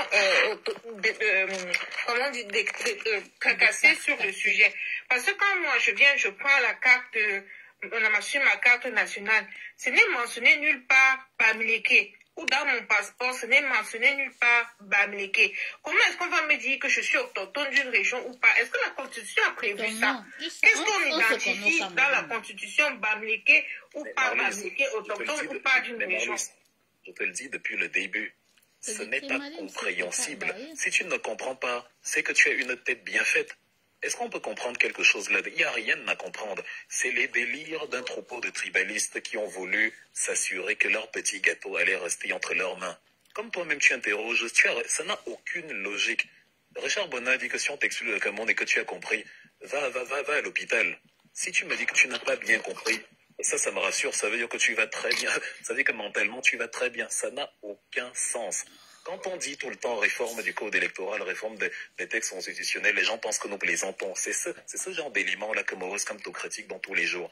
Et vous avez des ignares qui se réjouissent, qui pensent nous piéger en disant « Ah, vous avez dit que le code électoral devait d'abord être changé avant qu'on aille aux élections. » Ils pensent que le code électoral, c'est pour Kamto. Ils ne savent pas qu'eux-mêmes sont désavantagés par le code électoral. Imaginez même un boulot qui est né justement dans la Damawa. Il connaît Ngaoundéré des pieds, il connaît tout la Damawa, il connaît Tignéré, il connaît Ngaoundéré, il connaît tout. Mais il veut donc, il y a maintenant les élections régionales, il aimerait bien être président du conseil régional. On lui dit que le fils d'un ressortissant de Ngaoundéré vient des États-Unis la semaine prochaine et ce sera lui probablement le président du conseil régional. Mais même toi, tu vas trouver bizarre que donc, comme il est Ngaoundéré, comme il est de la Damawa par le sang, ses parents sont de la Damawa, même s'il ne sait rien de la Damawa, il devient plus légitime de briguer le conseil régional devant moi, qui suis né Ngaoundéré, qui connaît Ngaoundéré et tout la Damawa comme ma poche. C'est des choses qu'on doit lever, c'est absurde. Autochtone à loger, parce qu'on ne peut pas justifier l'autochtone. Tu ne peux pas. Tu es autochtone à partir de quand? À partir d'où? Autochtone, c'est-à-dire, si je paye, je suis né à Douala, je paye mes impôts à Douala, mes activités, l'essentiel de mes activités sont à Douala, ma maison, ma résidence principale est à Douala, mais je suis un autochtone de Douala. Mais là, on me dit que le fils d'Elimbi Lobe, qui est né en Tanzanie, qui a grandi là-bas, il arrive là et lui, il peut devenir président du conseil régional. C'est ça la discrimination artificielle qu'ils ont créée. Parce que pour eux, c'est un régime qui a pensé que l'équilibre régional était une bonne chose. L'équilibre régional et toutes ces dispositions constitutionnelles servent simplement à conforter les gens dans le tribalisme. Équilibre régional, ça signifie chaque ethnie va avoir un certain quota de fonctions pour qu'aucune ethnie ne se trouve heurtée. Je ne suis pas du tout d'accord avec ça. Les Camerounais doivent apprendre à privilégier la compétence. La compétence signifie que moi je suis étonne, mais peut-être que pour bitumer Cédrotsi, ce sont les Mousgoum les meilleurs. C'est-à-dire sur 100 personnes, on a vu que par le plus grand des hasards, les plus compétents, c'était 100 Mousgoum. La logique veut que ça ne doit pas me déranger si tous ceux qui sont dans l'usine qui construisent la route là sont tous des Mousgoum. Tant qu'ils sont compétents et que j'ai la route, voilà la finalité. Il n'y a que les tribalistes qui vont vouloir que, mais pourquoi il n'y a que des Mousgoum? Il faut aussi que nous aussi on soit dedans parce que ça doit refléter, non, ça ne doit rien refléter, ça doit refléter la compétence. Parce que avec l'équilibre régional, on va donc enlever 10 Mousgoum pour mettre 10 Bamileke. Or, les Bamileke là-dedans n'ont pas le niveau. Et ça va faire 10 ingénieurs en moins. On va mettre 10 Mondans. Or, les Mondans n'ont pas le niveau. On va mettre 10 Yambassa. Or, parce qu'on a voulu répartir équitablement. Non. Si par le hasard des choses de la compétence a mis une diversité ethnique dedans, il y a des Bamileke compétents, il y a des Bolo compétents, on met tous ceux qui sont compétents sans regarder leur ethnie parce qu'on veut la route. De toute façon, la route va profiter, il y a tout le monde. Si toi tu es Bamileke et ça t'énerve qu'il n'y a pas un Bamileke là-dedans, tant que tu as la route, tant mieux. Tu vas faire ton petit commerce à Bafoussam. Tu as désormais l'autoroute dont tu vas facilement écouler tes produits de Bafoussam jusqu'à Betaroya, de Bafoussam jusqu'à Yokadouma. Voilà le Cameroun de demain. Cette histoire d'équilibre régional est une fumisterie cachée sous de bonnes intentions. Mais c'est vraiment dangereux parce que déjà on ne définit pas comment et tout, ni les critères, et à la fin on vient mettre comme ça dans la Constitution. Et c'est d'autant plus incongru parce que là, du coup, je pense que c'est moi qui suis bête. Quand on dit que ce Conseil va statuer souverainement sur la constitutionnalité des lois et des traités et accords internationaux, sachant que le Cameroun a signé la Charte internationale des droits de l'homme, qui dit que les gens sont libres de se déplacer, de s'installer où ils veulent. C'est encore... bon, voilà, une incongruité. Cher Marlise, en fait, les gens ont pensé que quand nous utilisons le terme gang de malfrats, c'est juste pour faire sensation. C'est un gang de malfrats. Est-ce qu'un humain normalement constitué peut supporter Paul Biya? Tout à l'heure, tu as parlé de la constitutionnalité des lois. C'est par exemple la prérogative du Conseil constitutionnel. C'est-à-dire, par exemple... C'est littéralement son boulot, c'est-à-dire constitutionnalité des lois. Dans la loi de 2004 portant organisation et fonctionnement du Conseil constitutionnel, la loi du 21 janvier 2004. Là-dedans, le président du Conseil constitutionnel doit s'assurer que la loi qui est votée ou bien les agissements du gouvernement sont conformes à la Constitution. C'est ça son rôle. C'est pour ça d'ailleurs que quand le président quitte ses fonctions, il devient président du Conseil constitutionnel à vie. Parce qu'on part du principe qu'ayant dirigé le pays, il maîtrise les arcanes de la loi et voilà, il a exercé, il a fait un stage grandeur nature dont il sait et il peut mieux veiller aussi plus tard que le président qui vient le remplacer, respecter les lois. Mais regarde la décision de Eric Essossé et d'Atanganji en début 2024. Le décret d'application du 8 août 2011 signé par Paul Biya, qui nous dit que la pièce exigée en diaspora, c'est la carte consulaire. Ce décret-là a été violé par, justement, Atanganji et Eric Essossé qui ont commencé à nous demander la carte de séjour. Atangna Clément aurait dû intervenir et demander à Eric Essossé et à Atanganji de lever cette histoire parce que c'est illégal, c'est anticonstitutionnel. La loi électorale dit bien, et le décret vient de Paul Biya, donc du président de la République, et la loi dit bien, la seule pièce, c'est la carte consulaire. Toi, maintenant, tu te lèves, tu dis c'est le titre de séjour. C'est anticonstitutionnel de demander le titre de séjour à des gens qui sont à l'intérieur de ton pays. Mais Atangna Clément ne l'a pas fait, donc il ne fait pas son travail. C'est un gang de malfrats, et c'est pour ça qu'on les appelle comme ça. Donc voilà. Vous allez me pardonner, je vais m'absenter une quinzaine de minutes, je reviens. Rassurez-vous, je ne pars pas. Ok. Merci pour l'éclairage. Je vais descendre. Merci. Merci. La fuite, il y a ton pote qui dit que tu interviens là-bas. Hein. Je ne sais pas ce que tu lui as fait. Ils sont impatients que je puisse parler.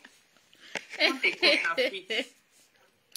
En fait, comme Wilfried venait de le dire, et pour lui-même, il met Paul Biya devant le nom, mais moi je l'appelle Barthélemy. Parce que j'aime beaucoup l'appeler Barthélemy. Vu que ce n'est que ce qu'il représente pour nous, il représente un frère camerounais pour moi et non un président. Un président ne se comporte pas comme il le fait. Et Wilfried passe. Coupez vos micros, s'il vous plaît. Giscard. Je l'ai muté. Comme Wilfried le dit toujours, et moi je passe toujours le temps à le dire, au Cameroun, ou bien du moins les Camerounais à l'étranger sont fiers qu'on les appelle français, espagnols, je dirais même américains. Mais au Cameroun, ils ne veulent pas la même chose pour leurs frères camerounais. Ils veulent que ça soit à Tangana, ça soit, je sais pas moi, dans FAC, ça soit, je peux te dire que non, Amadou qui soit président de telle ou de telle section. Mais malheureusement à l'étranger, ou heureusement pour eux à l'étranger, ils aiment mieux quand on appelle, oh, monsieur Atangana, un maire de Paris, monsieur Donfac, un maire de Toulouse. En fait, le prisme où ils voient que la culture ou bien la tribu quand c'est au Cameroun, mais à l'étranger, ils veulent avoir les mêmes droits. Mais ils ne sont pas chez eux quand même, hein. Ils ne sont pas chez eux, mais ils veulent avoir les mêmes droits. Au Cameroun, ils ne veulent pas la même chose. Pareil pour nos soi-disant tribalistes sur les réseaux sociaux. Vous allez vous rendre compte que la plupart sont à l'étranger. Hein. Ben oui. Ils sont même... Je vais aller taper plus loin pour nos amis chrétiens. La plupart ont les photos de Jésus en profil. Mais on se demande de quel Jésus ils prient. Ou bien on ne connaît pas ce Jésus. Ils ne connaissent pas le vrai Jésus. Ils veulent les mêmes droits partout ailleurs, sauf au Cameroun. Ailleurs, ils veulent... Oh, je suis français. Ils brandissent. Je suis français, hein. Comme tu vois là, je suis français, moi. Je suis français, moi. Au Cameroun, ils ne connaissent pas cette égalité-là. Donc, c'est sur ce prisme-là qu'on le dit toujours. On veut un État. On veut un peuple et non une population. On veut des mêmes droits pour tous. Je ne vois pas pourquoi... un Douala ne peut pas être mis à l'ouest, un Bamileke ne peut pas être mis à Douala. Non, non, c'est... Nous ne sommes plus... S'il veut faire le sécessionnisme, qu'il laisse Bamenda le faire. Parce que aujourd'hui, ils veulent le fédéralisme communautaire, mais j'aimerais bien dire que ce fédéralisme communautaire n'est pas division de la sécession.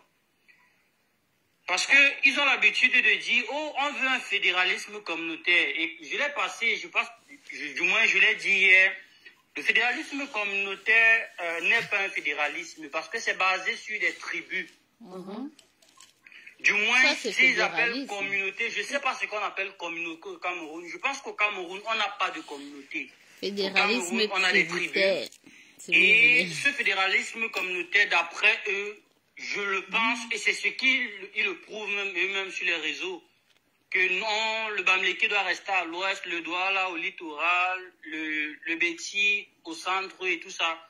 Moi, je prends ça comme un sécessionniste du genre, chacun dans sa région. Ça ne devient plus une fédération. Ça devient, je te dirais, comme à l'époque de 1200 et tout ça, ça devient des villages avec des royaumes.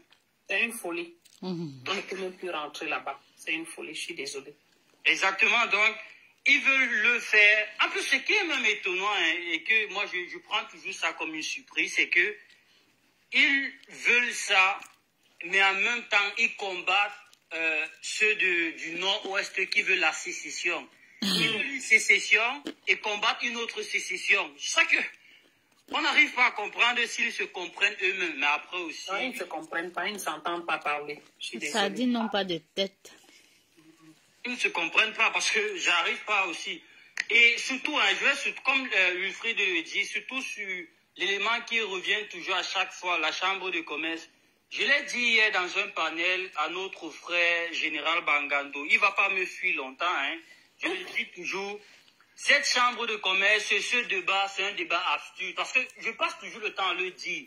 On papote trop quand il s'agit de ces histoires-là. Parce que c'est faux. Ça ne nous sert à rien, cette chambre-là. Si ça ne comptait même que pour moi, parce que c'est un argent perdu, on dissout cette chambre. Comme ça, on nous évite les casse-couilles de « Ah, le Bamileke, c'est ci. Ah, celui-ci, c'est là. » Il faut qu'on le dise encore camerounais. Le président de la chambre de commerce, c'est un décret présidentiel qui le nomme président de la chambre de commerce. Pour ces tribalistes-là, s'ils ne veulent plus que ça soit ce président-là, alors qu'ils se joignent à nous. Pour chasser ce président. Chasse Paul Biya, qui le nomme. vous ne voulez plus ce président-là. D'accord, nous sommes très d'accord avec vous. Alors, joignez-nous à nous. Chassons Paul Biya, parce que c'est Paul Biya qui le nomme. Quand tu tires sur lui, tu tires sur ton propre pied, parce que ça ne sert à rien. Quand on tape chaque jour sur le président de la Chambre des commerces, ou quand on tape sur Numbisi, ou sur Ketia Koutes, pour moi, c'est une perte de temps, parce que la meilleure personne à qui il faut taper, c'est ceux qui les nomment. Dans une entreprise, on ne tape pas sur un employé quand il a son poste ou son syndicat. C'est le patron qu'on tape sur, on tape sur le patron. Quand il n'y a pas de rentabilité. Aujourd'hui, ils veulent nous faire croire que c'est la faute de Numbesi, c'est la faute de Koutes.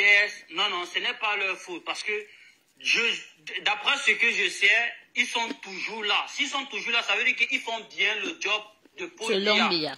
Alors, il faut chasser Paul Biya. C'est tout simple. Parce que quand quelqu'un ne fait pas bien son boulot, on l'enlève du boulot. On fire him, on l'enlève. Fire. Ah oui, personne ne met une gâchette sur la tête de Biya, de le maintenir à son poste.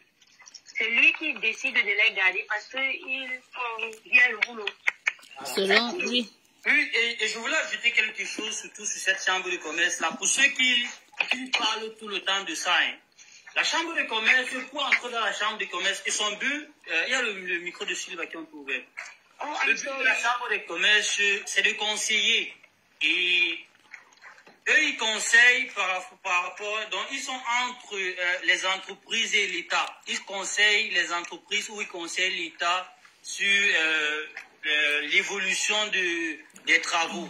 Alors c'est le seul but. Et pour y être dans cette chambre-là, il te faut être comme une banque. Quand je dirais comme une banque, parce qu'on quitte de microfinance à banque. Pour quitter de microfinance à banque, il faut avoir un budget de plus de 100 millions de francs CFA. Alors pour ceux qui veulent être de cette chambre-là, dites-nous, on cotise, ça arrive à 100 millions, on vous introduit dans cette chambre et vous faites de ça ce que vous voulez. Parce que les membres de cette chambre sont votés et non nommés. Et c'est de toutes les régions qu'il y a dans cette chambre. Si vous voyez bien, même les plus riches du Cameroun n'y sont même pas dans cette chambre-là. Il s'appelle comment le plus riche du Cameroun, notre frère Peul, là, c'est... il s'appelle un peu comment, son nom m'échappe un peu. C'est pas Dangote. Non, Dampoulou. Dampoulou n'est même pas dans cette chambre de commerce là. Qu'est-ce que ça, il va pas s'en quand je dis de Fosso aussi, la famille Fosso n'est pas dans cette chambre de commerce là. Donc, s'ils veulent tellement cette chambre de commerce, comme ils le disent, ou régionaliser, c'est toujours le sécessionnisme comme ils le disent. Alors moi je les encourage de venir nous voir. On va cotiser 100 millions et ils vont introduire la chambre de commerce. Peut-être là-bas, ils auront l'espace qu'ils veulent pour raconter leur barbarie qu'ils appellent si la vérité. Donc, je vais m'arrêter là et donner la place à ceux qui veulent parler. Ou Wilfried est même déjà revenu. Wilfried, tu as fini d'être caressé au sens du poil, donc tu peux reparler. Bon, pause publicitaire. Je vous conseille ce livre, il est bien. Merci, je l'ai abîmé, je l'ai mis au-dessus de ma lampe de chevet, ça a cramé. Le voyage du pèlerin, il est top, vraiment. Oui, bonsoir, mais ma question c'est spécialement pour Wilfried. Ok. Il n'est pas encore là, je vais patienter. Ok. Pas croustillant, toi aussi. Les noms de TikTok. Oui, effectivement, ma question était Monsieur Wilfried de Kangai Kanga. Maman. Ok. Donc, Félix. Wilfried à la côte, Massa. Hey, quand vous dites que c'est ma star, vous parlez de quoi? Félix. Félix est encore là? Hey, Félix dort. Non, je suis là, je vous écoute, non. Parle-nous par rapport à ce que tu connais en attendant Wilfried. Toi aussi, tu est-ce que je suis à l'All-Star? Non, tu es parle. Les choses que tu parles là. Dis-nous quelque chose. Alors, avant que Félix ne parle plus, pour ceux qui ont les questions, si c'est la question concernant le programme, je peux vous aider si vous voulez. Après, Wilfried va venir réajouter. Voilà. Tu vois? Bon, ok. Alors, moi, je voulais, en attendant que Wilfried arrive, et étant donné qu'on a déjà éludé la question sur la fameuse chambre de commerce ainsi que sur les 2 UPC, quelle interprétation, comment chacun de nous se prépare pour les échéances de 2025? premièrement. C'est important. C'est un enjeu crucial et capital. Au-delà même d'un enjeu démocratique, c'est un enjeu vital pour toutes les générations à venir. À côté de ça, parce que là j'interpelle chacun de nous sur le plateau qu'il puisse réagir. Deuxièmement, on sait qu'ils ont l'habitude de voler le scrutin. On sait comment il fonctionne. Avez-vous d'autres suggestions pour comment dire, les déshabiller d'ici les échéances? Donc, c'est deux questions comme ça que je lance à l'auditoire, que chacun puisse réagir là-dessus. Quant à moi, sur la deuxième question, je peux déjà vous dire qu'on est en train de réfléchir sur on souhaite divulguer instantanément, on souhaite couvrir l'élection présidentielle et diffuser les résultats bureau de vote par bureau de vote hors du Cameroun, sachant que la Constitution ne l'interdit pas. Ça se fait au Sénégal, ça se fait dans d'autres pays, mais vous connaissez comment les gens fonctionnent au Cameroun. Ils essaient de mettre la pression sur les médias et sur tous les autres citoyens qui ont peur de sortir des urnes, de publier les résultats qu'ils ont. Sachez que la loi vous l'autorise, vous avez le droit, c'est pas interdit. Je pense que c'est l'article 119, je ne me souviens plus. Je sais que Maître Ngefak a dû développer ça sur une des émissions sur Equinox Télévision, et ça a attiré mon attention. Et pourquoi pas mettre en place une diffusion des résultats bureau de vote par bureau de vote en live devant tous les Camerounais du monde, de telle sorte que d'ici 2 jours, on puisse dire clairement aux Camerounais, chers compatriotes, voilà votre président élu. Quitte à ce que les constitutionnalistes et la boîte noire essaient de fabriquer non plus 32 PV mais 42 PV pour essayer de vouloir contourner, mais au moins on aura attrapé, on les aura attrapés en plein vol et on les aura démasqués et on aura là aussi des éléments pour leur demander simplement de libérer le plancher. Bon, je laisse le soin aux autres de réagir. Félix, attends. Je vais te poser une question parce que tu as dit que vous allez couvrir. Je voudrais savoir combien de bureaux de vote vous allez pouvoir couvrir et combien il y en a au Cameroun pour que vous soyez capable d'être représentés dans tous ces bureaux de vote et pouvoir avoir les résultats économiques. Tu poses une excellente question, Sylviane. J'allais revenir dessus. Je voulais d'abord laisser les uns et les autres intervenir pour revenir dessus. Parce que statistiquement, il est démontré que sur les 25 000 bureaux de vote, tu n'as pas forcément, je vais utiliser le mot exact, tu n'as pas forcément besoin de couvrir les 25 000 bureaux de vote pour avoir au moins 90% des suffrages. Tu vois ce que je veux dire? Non. C'est-à-dire que 2 tiers de 3 quarts font déjà 50%. C'est pour dire quoi? C'est pour dire que si on couvre 3 quarts des bureaux de vote avec un certain nombre de personnes, on couvre les bureaux de vote qui atteignent 3 quarts des votants, et que sur les 3 quarts des votants, 2 tiers ont donné leur voix à quelqu'un. En rajoutant une seule voix, on sait qui est le président du Cameroun. Maintenant, au-delà de ça, on peut organiser des sondages aux sorties des urnes. Les sondages aux sorties des urnes ne couvrent pas forcément les 25 000 bureaux de vote. C'est une technique de sondage qui permet, sur un échantillon d'à peu près 10 000 personnes, d'avoir la tendance.